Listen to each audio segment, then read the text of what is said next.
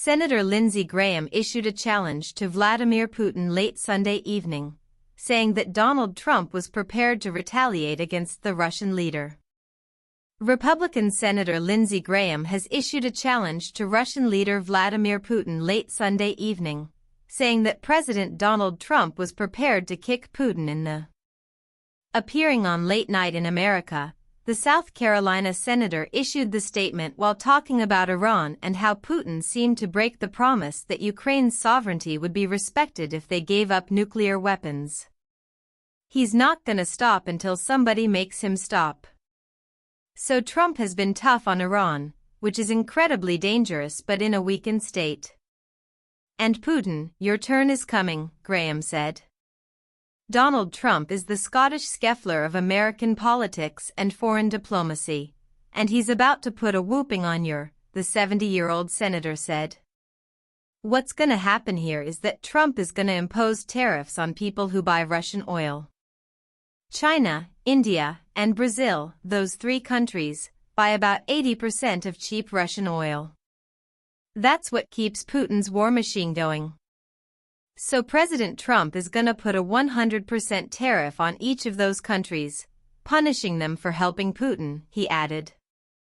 According to the senator, Putin can live through sanctions. He couldn't give a damn about Russian soldiers, but China, India, and Brazil, they are about to face a choice between the American economy or helping Putin, and I think they're gonna pick the American economy. The senior Republican's statement comes several days after he issued a chilling warning to Russia following Trump's 50-day ultimatum. Graham took to X earlier this month, saying he was welcome to Trump's announcement following the president's meeting with NATO Secretary General that the NATO allies would finance the U.S. weapons being sent to Kyiv to defend themselves against the Kremlin's offensive. If Russian President Vladimir Putin and others are wondering what happens on day 51, I would suggest they call the Ayatollah, Graham said, referring to the U.S. airstrike Trump ordered on key Iranian nuclear sites to obliterate Tehran's nuclear ambitions. Graham, one of Trump's closest allies, has always been a staunch supporter of Washington's tough stance on Russia and Iran. If I were a country buying cheap Russian oil, propping up Putin's war machine, I would take what President Trump said, Graham said. At the end of 50 days, if we don't have a deal, it's going to be too bad, Trump said while talking to reporters on Tuesday afternoon.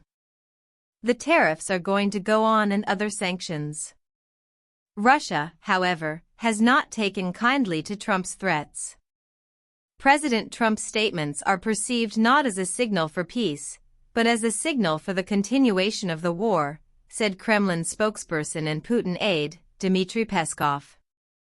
During his meeting with Ruda, Trump threatened 100% tariffs on Moscow if the war is not resolved in the next 2 months.